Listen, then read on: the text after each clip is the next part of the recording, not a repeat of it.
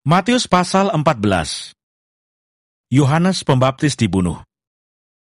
Pada masa itu sampailah berita-berita tentang Yesus kepada Herodes, raja wilayah.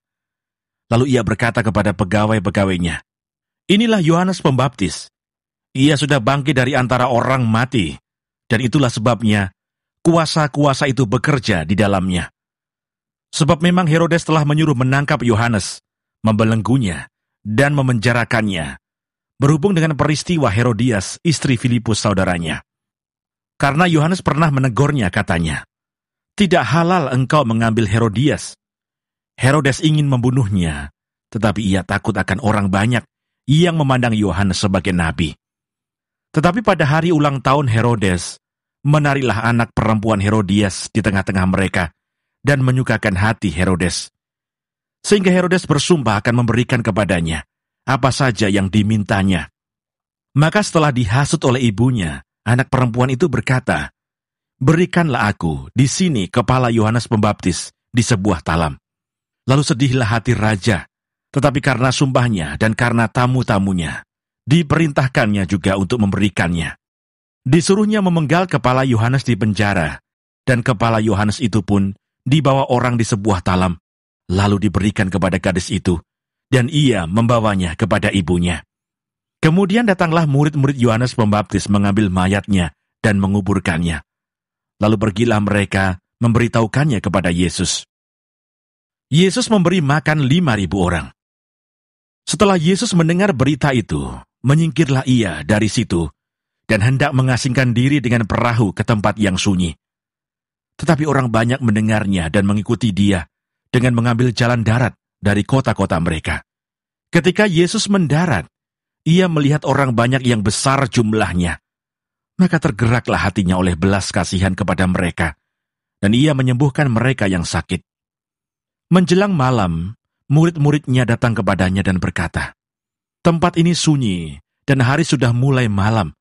Suruhlah orang banyak itu pergi supaya mereka dapat membeli makanan di desa-desa." Tetapi Yesus berkata kepada mereka, "Tidak perlu mereka pergi. Kamu harus memberi mereka makan." Jawab mereka, "Yang ada pada kami di sini hanya 5 roti dan 2 ikan. Yesus berkata, "Bawalah kemari kepadaku."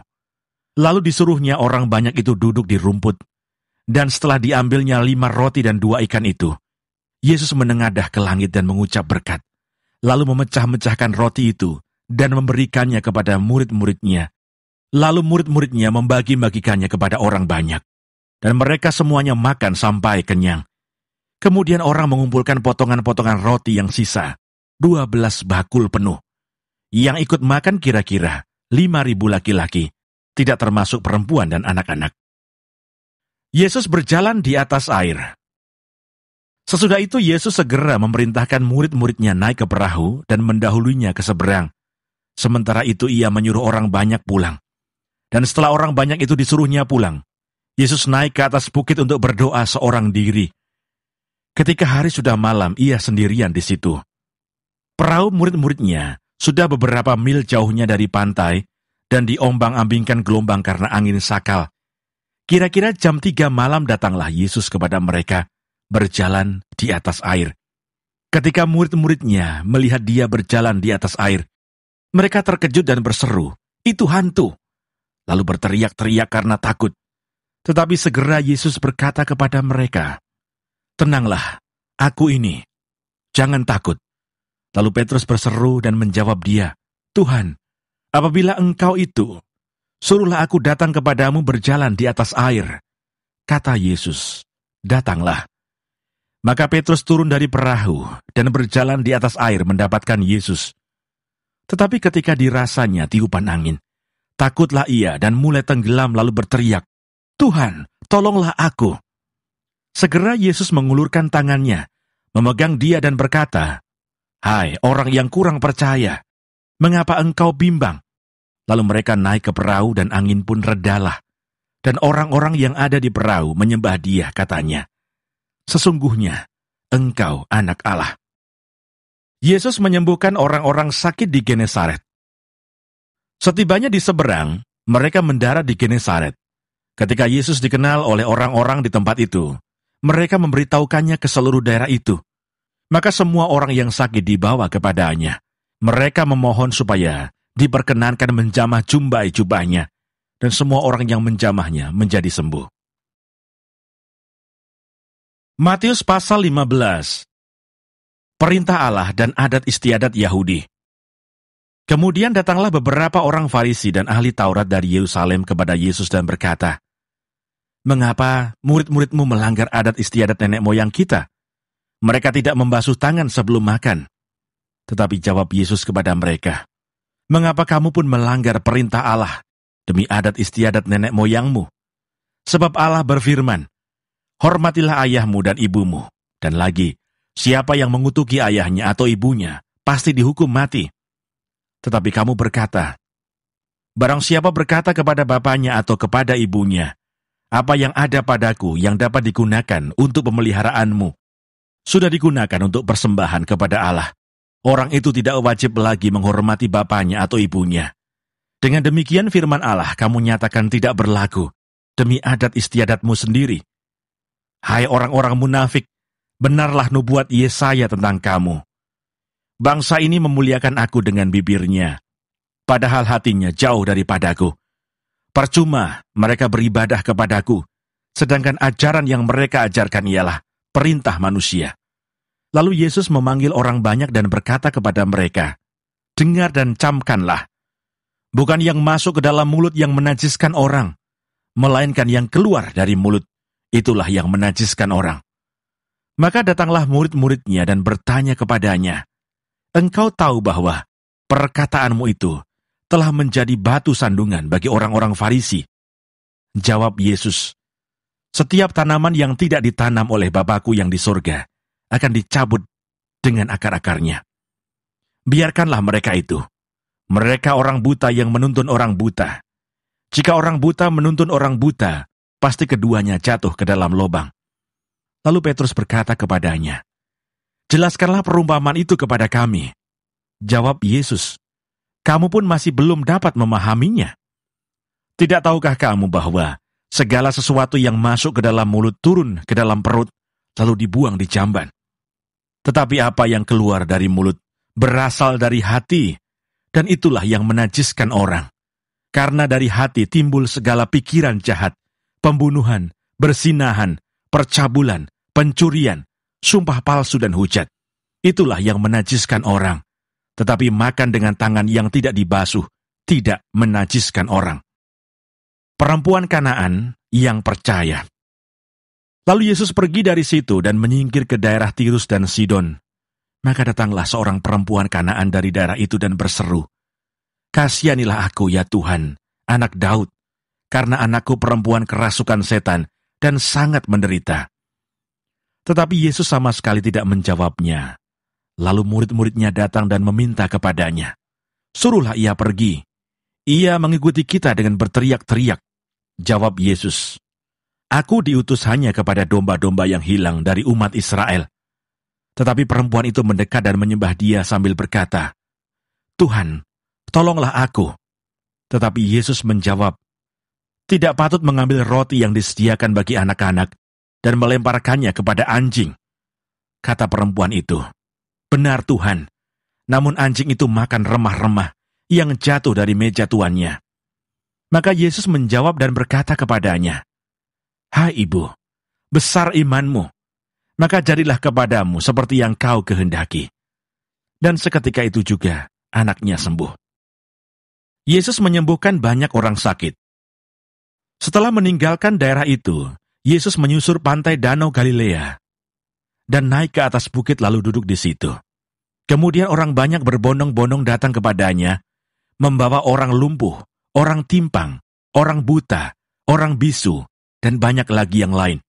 Lalu meletakkan mereka pada kaki Yesus, dan Ia menyembuhkan mereka semuanya.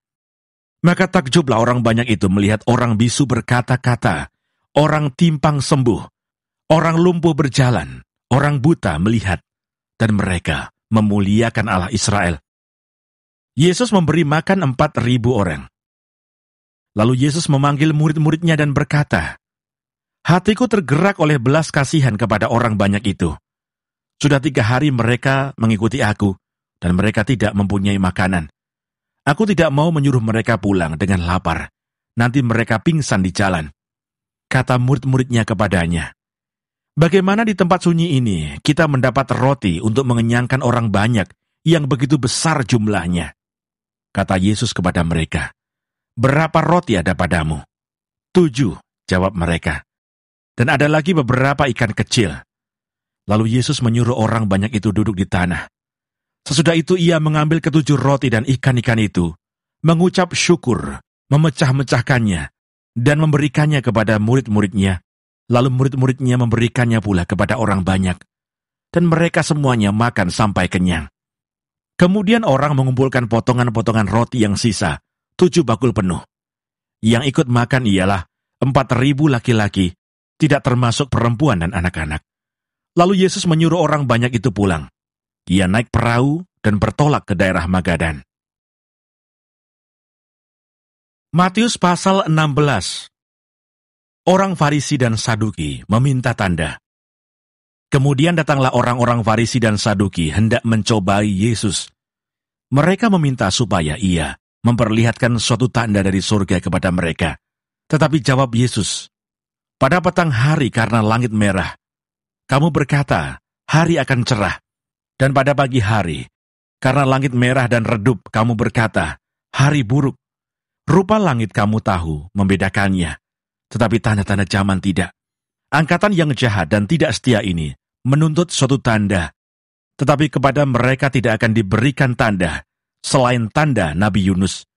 Lalu Yesus meninggalkan mereka dan pergi. Tentang ragi orang Farisi dan Saduki. Pada waktu murid-murid Yesus menyeberang danau, mereka lupa membawa roti. Yesus berkata kepada mereka, berjaga-jagalah dan waspadalah terhadap ragi orang Farisi dan Saduki. Maka mereka berfikir-fikir dan seorang berkata kepada yang lain, itu dikatakannya karena kita tidak membawa roti. Dan ketika Yesus mengetahui apa yang mereka perbincangkan, ia berkata, mengapa kamu memperbincangkan soal tidak ada roti, hai orang-orang yang kurang percaya? Belum juga kamu mengerti? Tidak kamu ingat lagi akan 5 roti untuk 5.000 orang itu, dan berapa bakul roti kamu kumpulkan kemudian? Ataupun akan 7 roti untuk 4.000 orang itu, dan berapa bakul kamu kumpulkan kemudian? Bagaimana mungkin kamu tidak mengerti bahwa bukan roti yang kumaksudkan? Aku berkata kepadamu, waspadalah terhadap ragi orang Farisi dan Saduki. Ketika itu barulah mereka mengerti bahwa bukan maksudnya supaya mereka waspada terhadap ragi roti, melainkan terhadap ajaran orang Farisi dan Saduki. Pengakuan Petrus. Setelah Yesus tiba di daerah Kaisarea Filipi, ia bertanya kepada murid-muridnya, kata orang, siapakah anak manusia itu?